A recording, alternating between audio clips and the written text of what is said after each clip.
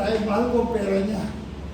Dahil nililigaluhan ako ng alahas, sing-sing, binili nga akong diamond noon.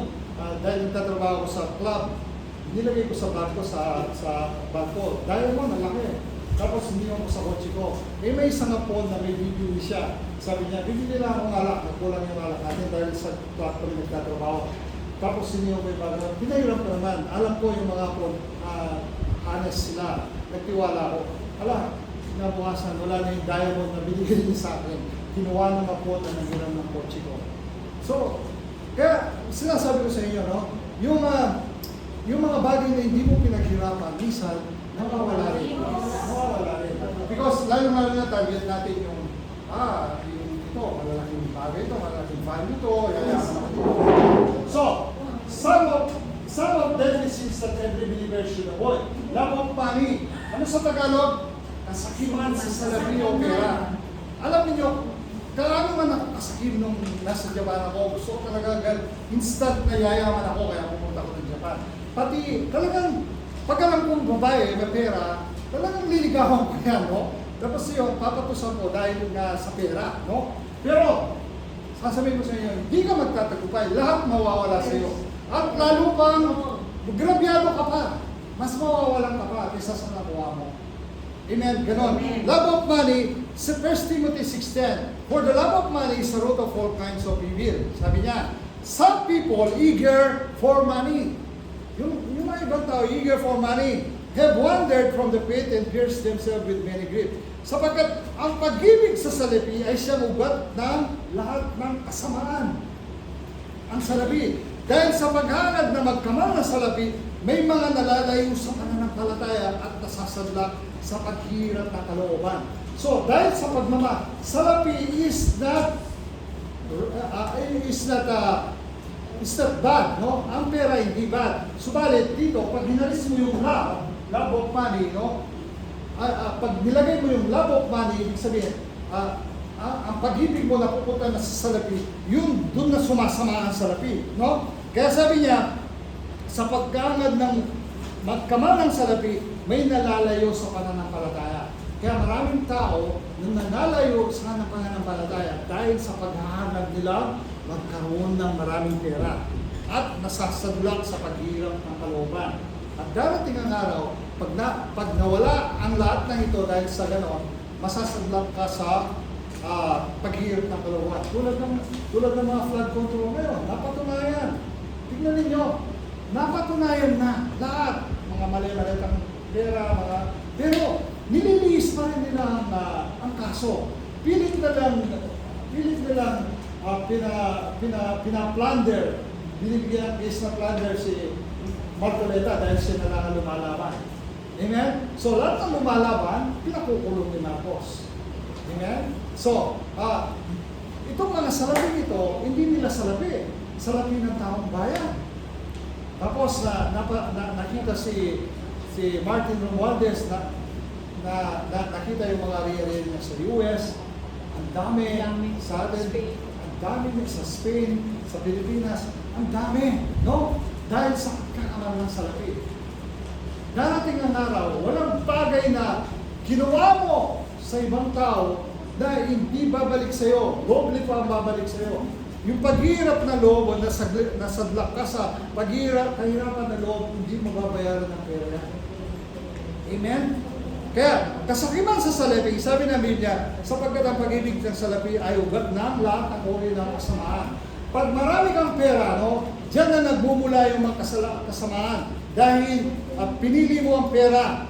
No? Hindi ang pera o ang salapi ang problema, kundi ang kasakiman. Kahit marami kang pera, kung hindi ka pa rin sakit, nothing wrong with that. Kasi, pagkapit ng tao rito, yung doon ka na napopokus. Kapag kinalimutan mo ng Diyos, alang-alang sa salapi, doon ka na magsimulang babagsak. Amen? So, kaya maraming mga tao, pag mayaman na sila, they don't care about God, they don't care about church, they don't care, they don't mind about attending the church, kasi marami na silang pera. Iniisip nila, yung pera nila, kaya na nilang bilhin na lahat. meron nang kasabihan na yung mga tao raw mahirap, lagi nilang iniisip pera. Yung naman taong mayaman, lagi nilang iniisip mga bagay. Meron akong ganito, may nabili akong ganito, may nabili akong mga ganyan, mga arierian, mga sapatos, mga gadget, lagi nilang iniisip mga ganyan. Pero yung taong wealthy, those wealthy people, they are always thinking about ideas. Halimbawa, ang Diyos ang nagbigay sa akin na lahat na ito, ang Diyos na ang nag-bless sa akin, yun ang totoong wealthy people na totoong rich people.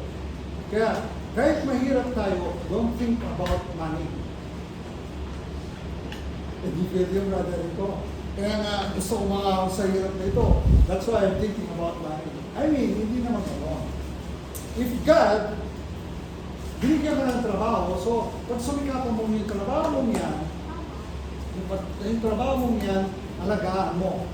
In every single sense, sabi ko nga, may naipatutuo ko na sa inyo, pag ang taong tunay na nagpakahirap sa trabaho, even a single cent, binavalue natin yun. Yung ibang hindi naghirap sa mga pera, wala silang value. Even kahit bigyan mo yung 1 milyon yan, lalaspagin lang nila. Hindi nila binavalue, dahil hindi nila pinaghirapan. Subalit tayo naghirap sa pera, pinagkatiwala ng Lord. Sabi nga sa Bible, ang pinagkatiwalaan ng maliit ay kayang pagkatiwalaan ng Diyos ng malaki. Subalit, ang hindi kayang pagkatiwalaan, even though in a small thing, hindi rin kayang pagkatiwalaan ng malaking bagay. So, hindi ka nga pwedeng pagkatiwalaan sa maliit na bagay, ba't ka pa magkakatiwalaan sa malaking bagay? Amen? So, kaya, lagi nating isipin, God is the one who provides everything. Money, everything. Kung ano man ang meron ka. So, lagi natin pasalamatan ang Lord. If we are always thank God for what we have, even a small thing, so God will abundantly bless you continuously. Pero kung hindi na pwede niyang pagkatiwalaan sa maliit na bagay na yan, sa sweldo mong ganito, hindi ka rin pwede pagkatiwalaan sa malaki. Amen? Amen. Amen? So kaya, pag pinagkatiwalaan ka sa sweldo mo, alagaan mo yan. Why you need to borrow something na mag-lend ka pa dahil kulang nga, Brother Rico, ang sweldo mo. Eh paano kung hindi ka pa nilagay ni Lord Jesus dito sa Hong Kong? Paano kung sa Pilipinas ka pa? Eh di mas lalong kulang. Dito nga, nilagay ka na. Dahil alam niya, even though nilagay ka dito, nagtatrabaho ka, may sweldo ka na. Why you need to borrow? Why don't you trust God? Amen? So kaya, greed or kasakiman is defined as the immoderate love or desire for riches and earthly possession. Pag sinabing immoderate, excessive o labis, too much, hindi makatawiran, Too much sa pagmamahal sa money, too much pagmamahal sa desire, sa mga earthly possession, sa mga riches. Ganon. Amen? So kaya, a person can also be greedy for fame. Minsan, naghanap ng kasikatan, attention, power, or anything else that feeds oneself because of money. Kaya, ang money talaga, hindi naman masama. Subalit, pag nandiyan na sa iya, pag ginamit mo sa masamang bagay, doon sumasama. Amen? Amen. Doon sumasama. Kaya kailangan, kung magkapera tayo, we know how to handle it. We know how to do it, how to use it. Hindi ang money ang nagpapasama sa tao, kundi yung kasakiman. Kasakiman. Sabihin mo, kasakiman. Kaya kung hindi tayo sakim sa pera, even though bigyan tayo ng milyon-milyon ng Lord, but still, He's the one who gave it, at siya pa rin ang pinasasamatin